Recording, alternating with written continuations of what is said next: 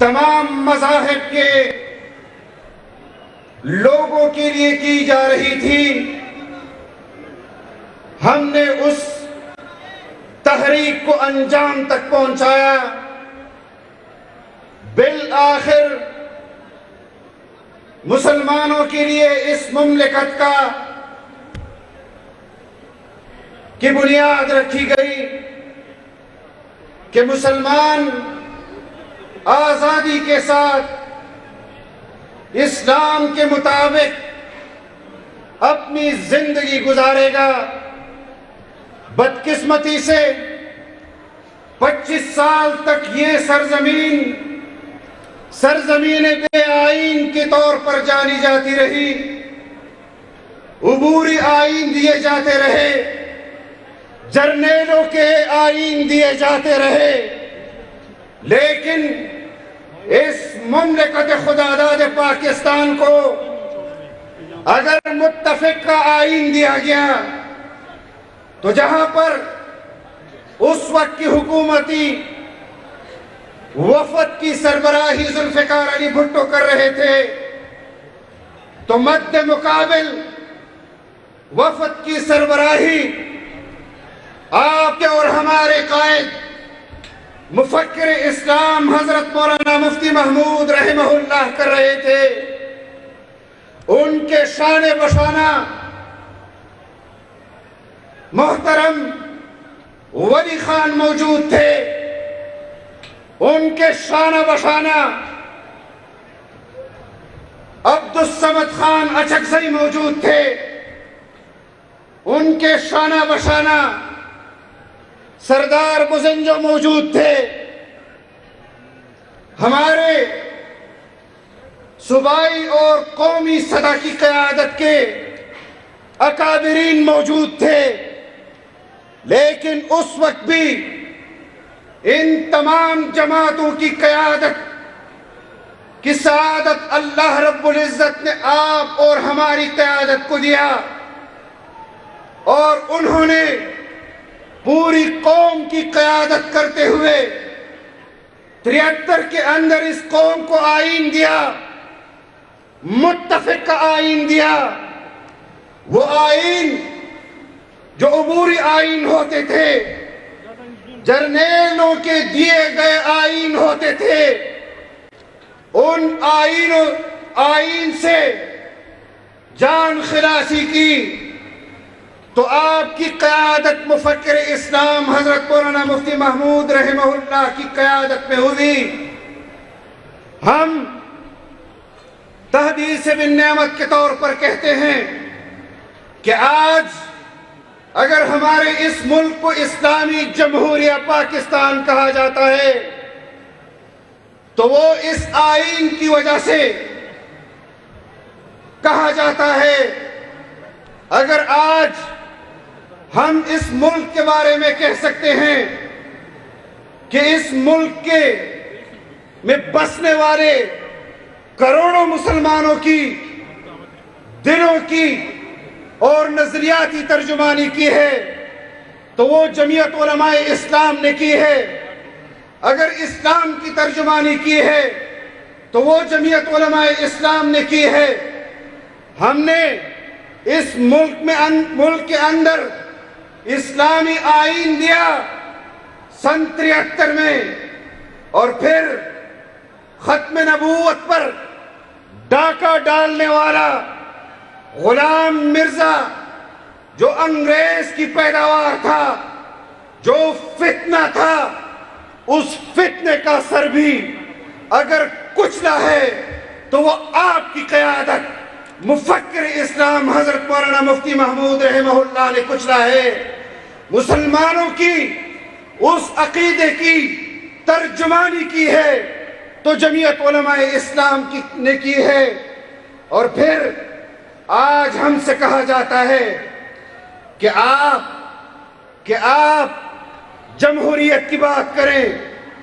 آپ اس ملک میں بسنے والے لوگوں کی بات کریں، آپ جرنیلوں پر تنقید نہ کریں،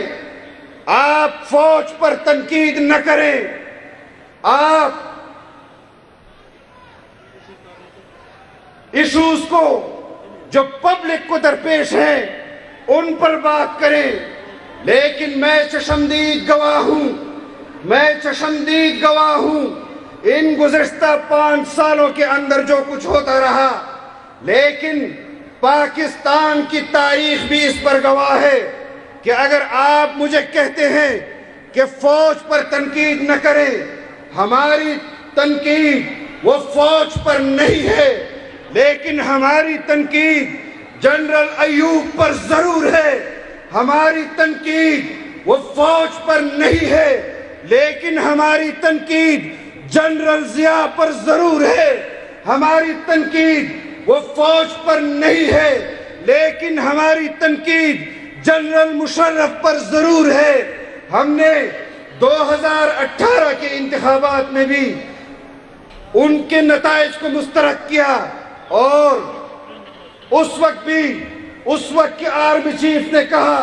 کہ یہ عوام کے ووٹ کی آواز ہے، ہم نے مداخلت نہیں کی، لیکن آپ کی قیادت نے تحریک شروع کی۔ آپ نے اپنی قیادت کی تحریک پر لبیک کہا، تو پھر بالآخر جاتے جاتے اس نے کہا کہ عمران کے لیے جو انتخابی سہولت کاری ہم نے پیدا کی وہ ہم نے کی، لیکن آج 2024 میں بھی جو لوگ 2018 سے 2023 تک ہمارے ساتھ تھے، ان کو اگر حکومتیں دی گئی تو ہم اس اصول کے خلاف ہیں جس اصول پر ہم نے عمران خان کی حکومت کو مسترد کیا۔ ہم آج 2024 کے ان انتخابات کو پشاور بھی مسترد کرتا ہے اور خیبر پختونخوا بھی مسترد کرتا ہے یا نہیں کرتا؟ اور آج ہمیں کہا جا رہا ہے کہ 2024 کی انتخابات کے سلسلے میں وجود میں آنے والی حکومتیں اس ملک کی معاشی پالیسیاں درست سمت میں متعین کریں گی، خارجہ پالیسی کو درست سمت میں متعین کرے گی۔ آپ نے دیکھا جو پارٹی اور جو وزیر اعظم وزیر خزانہ اپنی مرضی کا نہیں لگا سکتا، وہ ملک کی معاشی پالیسی بھی اپنی مرضی کے نہیں دے سکتا۔ جو وزیر اعظم ملک کا وزیر داخلہ اپنی مرضی کا نہیں لگا سکتا، وہ ملک کے اندرونی معاملات کو بھی صحیح نہیں کر سکتا۔ آج بھی ان کی کابینہ کے اندر ایسے لوگ بیٹھے ہوئے ہیں جن کو مسلم لیگ اون نہیں کر رہی، جن کو پیپلز پارٹی اون نہیں کر رہی۔ وہ چہرے، وہ کردار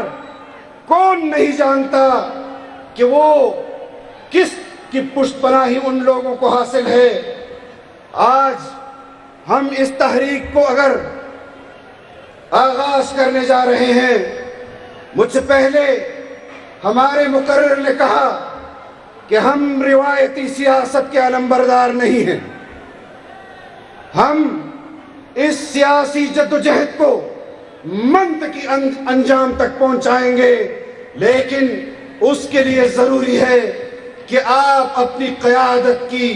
آواز پر لبیک کہیں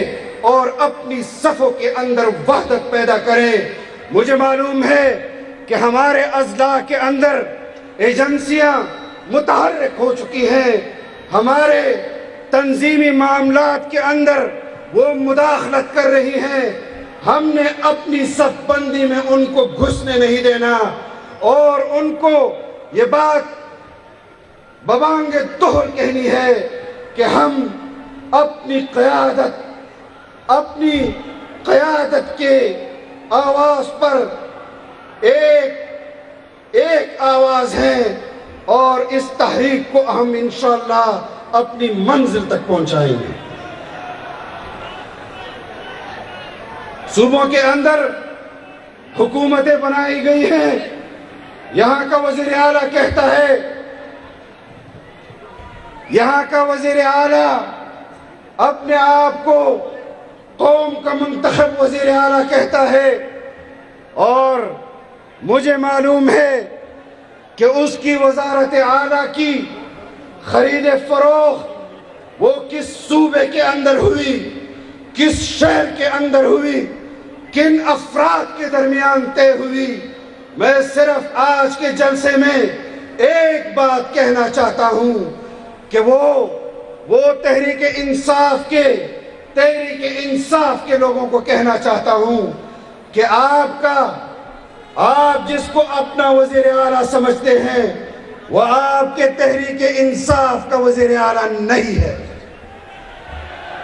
وہ آپ کے تحریک انصاف کا وزیر اعلیٰ نہیں ہے۔ اس کے صوبائی اسمبلی کے اور قومی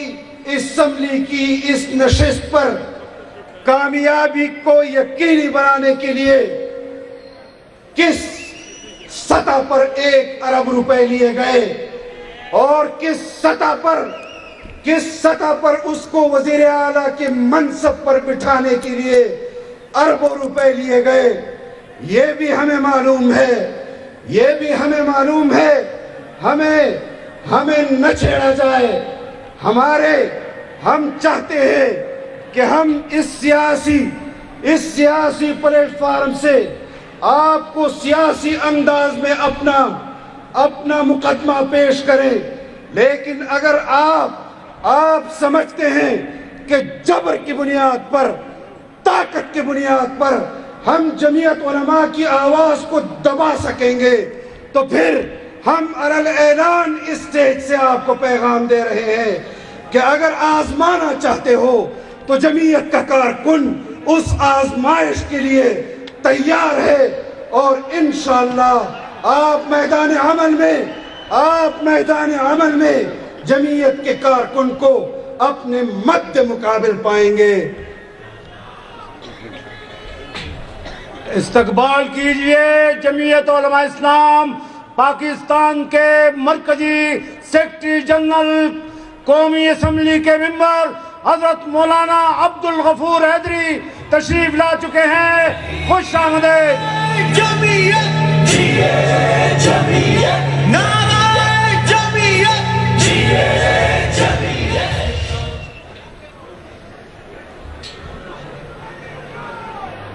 حیدر اب اجازت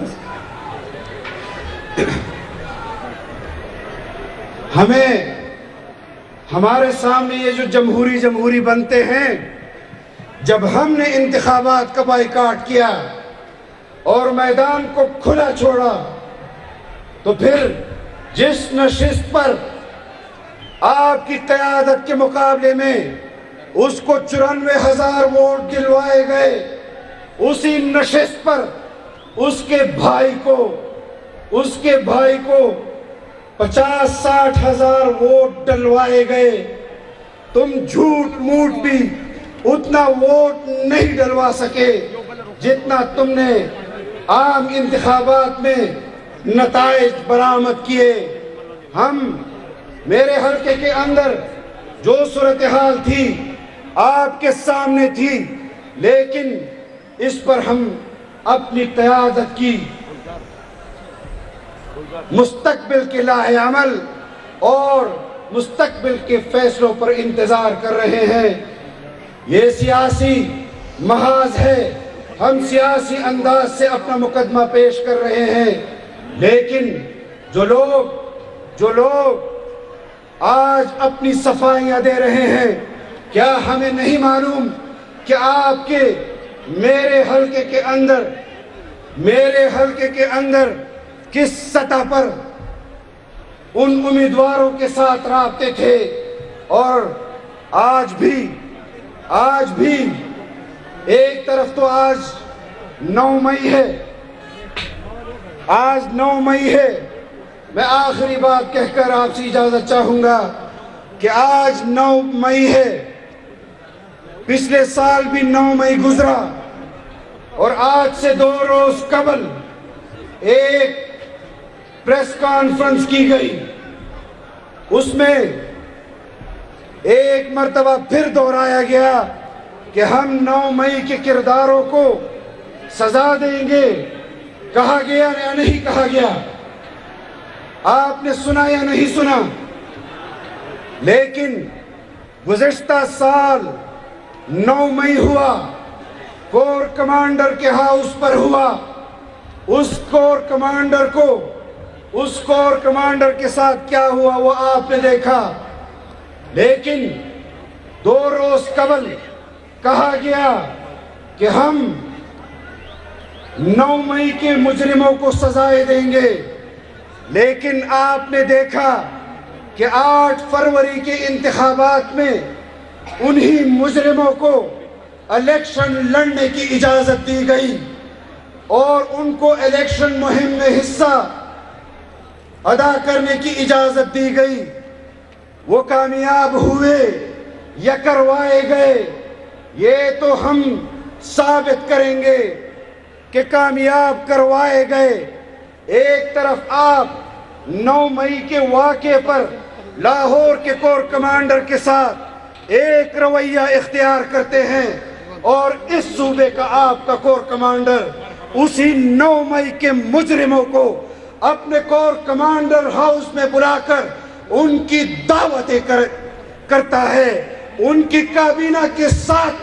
ان کو بلاتا ہے، ان کو الیکشن میں حصہ لڑنے دیا جاتا ہے۔ یہ کس قسم کی پالیسی ہے کہ آپ پریس کانفرنس کے ذریعے تو 9 مئی کے مجرموں کو سزائیں دلوانے کا اعلان کرتے ہیں، اور اس صوبے کا آپ کا کور کمانڈر ان کو اپنے گھر میں بلا کر عزت دیتا ہے۔ آپ اپنی پالیسی کے بارے میں جو سوالات اس وقت قوم کے اندر پیدا ہو رہے ہیں، ان سوالات پر آپ قوم کے ان ذہنوں کو مکمل طور پر یکسوئی کے ساتھ ایک پالیسی دیں۔ اس طرح اضطراب کا قوم شکار مزید نہیں ہونا چاہتی، اور اسی کے ساتھ میں اپنے اکابرین سے بھی معذرت چاہتا ہوں کہ ان کے موجودگی میں مجھے اتنی بات کرنی پڑی۔ میں آپ تمام حضرات کے لیے دعا گو ہوں، جس طرح آپ نے اس پروگرام کو کامیاب فرمایا، اللہ تعالیٰ آپ کو قدم قدم پر اجر عظیم عطا فرمائے۔ وآخر دعوانا الحمدللہ رب العالمین۔